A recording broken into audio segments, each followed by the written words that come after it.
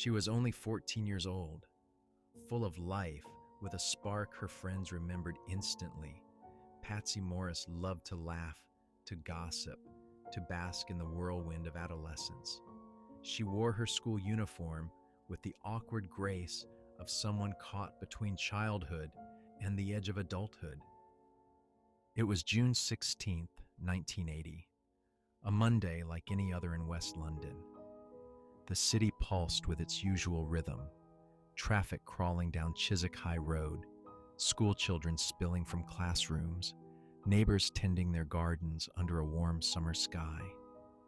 But for one family, this ordinary day would shatter into an endless nightmare. That morning, Patsy left home for school, her satchel slung over her shoulder.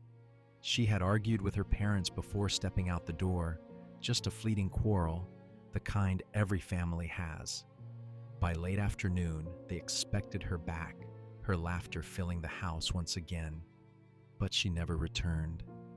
When evening fell and the sky dimmed to velvet, panic took hold of the Morris household. Neighbors, officers, and searchers combed the streets of Hounslow, voices echoing her name into the night. And then, on the wild, sprawling expanse of Hounslow Heath, the search ended. Patsy's body was discovered hidden in the grass, her school uniform still neat, her young life extinguished.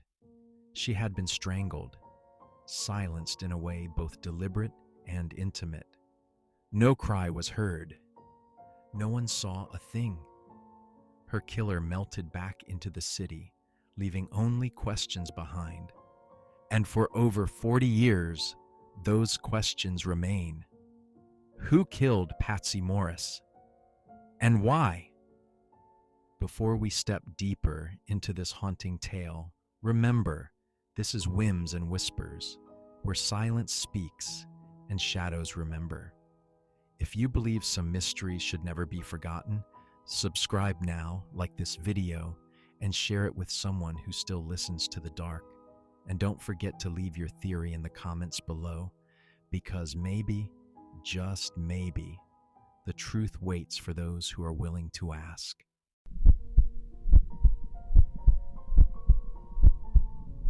The Vanishing. It was the summer term at Chiswick Comprehensive School. Exams loomed, friendships shifted in that restless teenage way, and the long days of June made the classrooms feel heavier than ever.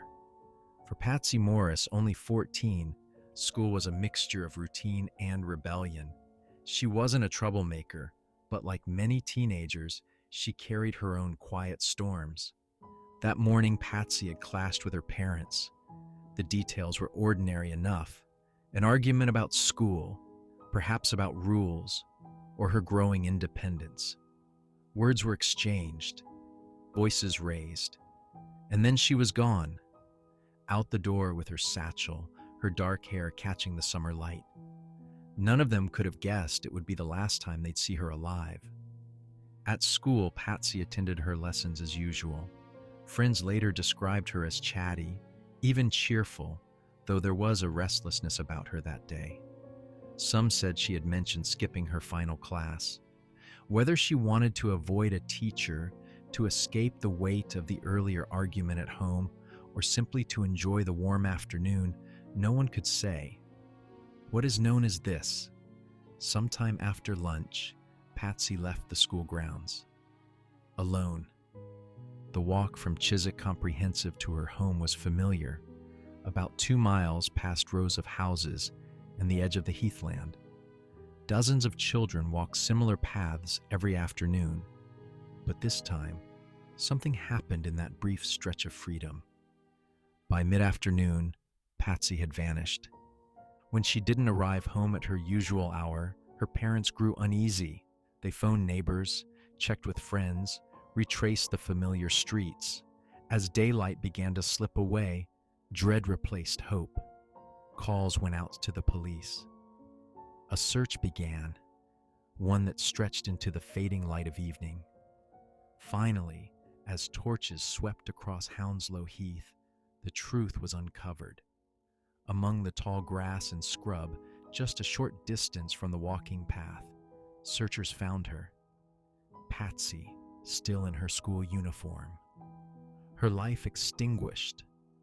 She had been strangled. There were no defensive wounds, no signs of robbery. In the space of a single afternoon, the ordinary had become unspeakable.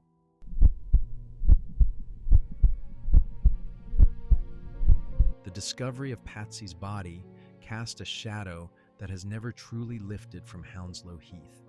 The heath itself was a place both ordinary and unsettling, a patchwork of scrubland, waist-high grass, and tangled thickets on the edge of West London. For centuries, it had been a place of legend, whispered about in taverns and schoolyards. Highwaymen once haunted its paths, their victims robbed or killed beneath the cover of darkness. In 1980, it was less romantic, more desolate, a space where children played, couples met in secrecy, and danger sometimes lingered unseen.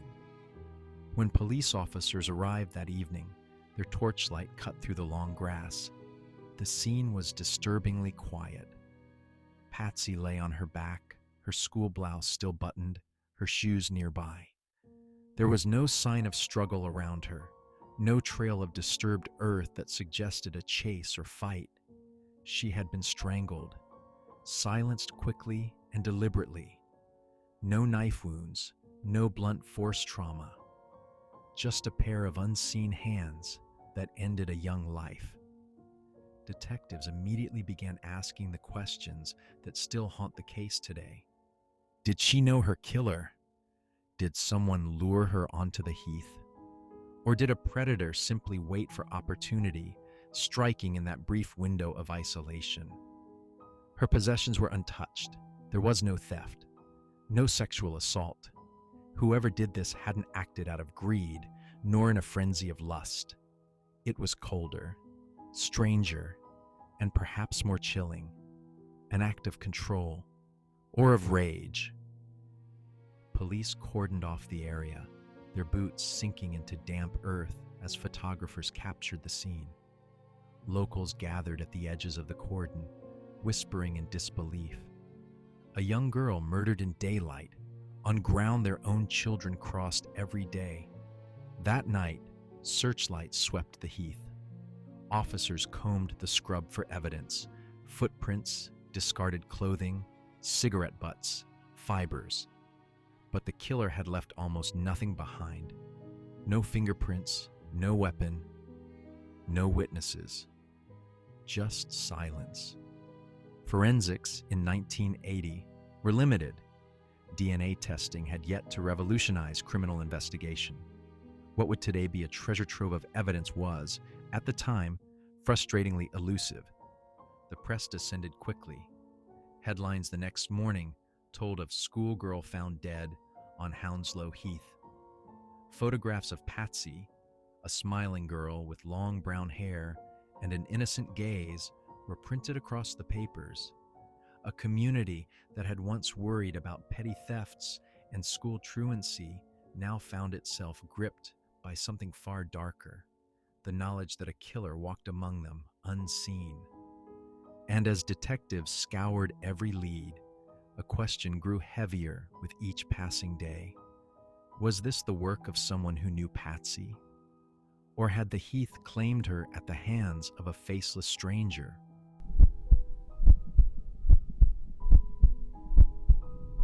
When the dust of the initial investigation settled, police were left with a cruel paradox: a young girl brutally murdered, but no clear evidence to anchor the crime. And so, theories began to spiral. Theory 1: someone she knew. Strangulation is intimate. It requires proximity, strength, and above all, time. It is often seen in crimes where anger or control plays a central role. This led detectives to consider, was Patsy's killer someone from her circle? Someone she trusted enough to follow onto the heath without alarm? Friends, classmates, even neighbors were quietly scrutinized. Rumors trickled through Chiswick Comprehensive's hallways. Children whispered that the killer could be walking among them, sitting in class, blending in.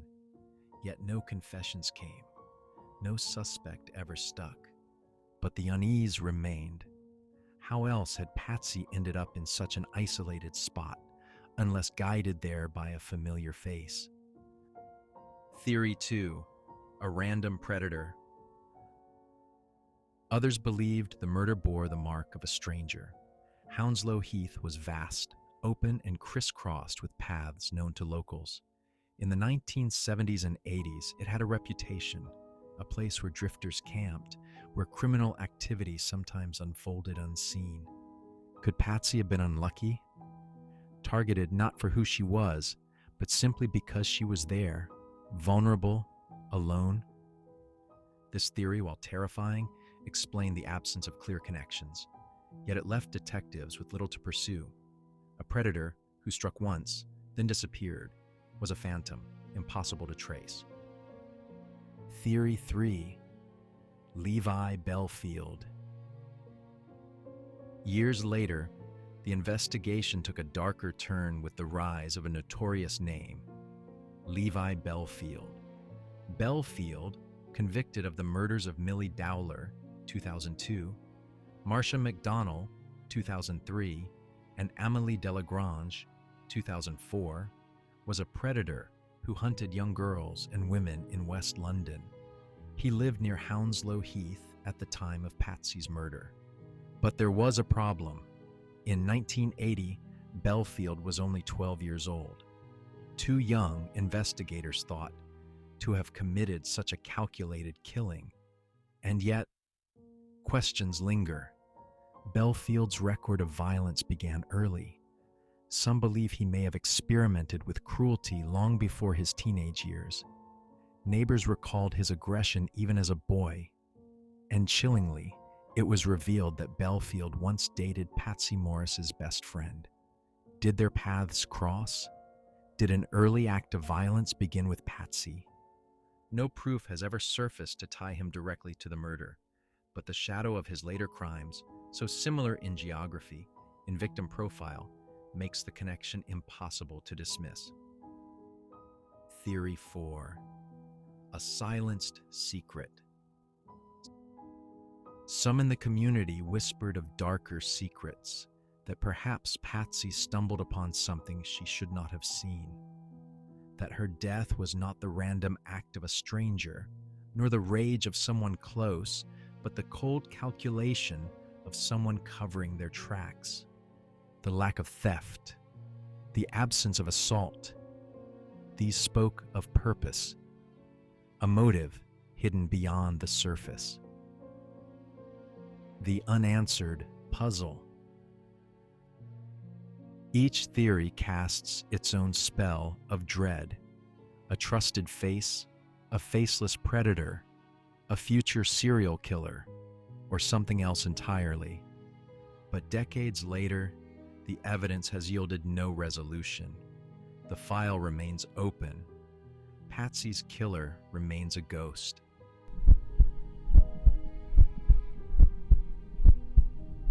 For Patsy's family, life fractured on that June evening in 1980. Her parents, her siblings, they never saw her come home from school again. What should have been a summer filled with exams, friendships, and teenage dreams instead became a lifetime of unanswered questions. Her mother once said quietly, through tears, "She just went to school like any other day, and she never came home." It was a truth that haunted them every waking hour. The argument that morning, the empty chair at dinner, the silence in her bedroom. Parents are meant to protect their children, but Patsy's life was stolen beyond their reach. For the community, her death was a wound that refused to close. In the weeks that followed, parents tightened their grip on their children's hands. School corridors filled with whispers. The Heath, once a shortcut for students, a place to play and explore, suddenly seemed poisoned, dangerous, cursed. And beyond the immediate grief, the case took root in something deeper. Hounslow Heath had long carried an eerie reputation. Centuries earlier, it was the hunting ground of highwaymen, a place where travelers vanished, robbed and murdered under cover of night. Now, the old whispers had found a modern echo. The murder of Patsy Morris folded into the Heath's dark legend. Locals would lower their voices when speaking of it, as if the Heath itself still held the secret, as if the grass remembered the violence that human memory could not unravel. Over the decades, journalists revisited the story. Each anniversary brought headlines. Who killed Patsy Morris? Detectives hinted at cold case reviews, new forensic methods, the possibility of DNA breakthroughs. Yet the silence held.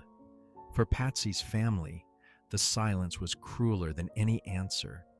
Because an unsolved murder is not only the absence of justice, it is the absence of peace. And so, her name remains suspended in time. A 14-year-old girl who walked out of school into the summer air and never came home. The murder of Patsy Morris lingers like a phantom across Hounslow Heath. 14 years old, her life barely begun, her story frozen in a single afternoon. Was she betrayed by someone she trusted? Was she silenced by a faceless predator, a shadow who vanished into the sprawl of West London? Or, most chilling of all, was she the first victim of a monster who would go on to strike again? We may never know. But the silence surrounding Patsy's death still speaks. It speaks of lost innocence, of unanswered questions, and of justice that never came. This has been Whims and Whispers. If tonight's mystery unsettled you, share it with someone who still listens to the dark. Tap subscribe so you don't miss the next shadow that speaks. And tell us in the comments, do you believe Patsy knew her killer? Or was she claimed by a stranger who slipped back into the night? Until next time, stay haunted.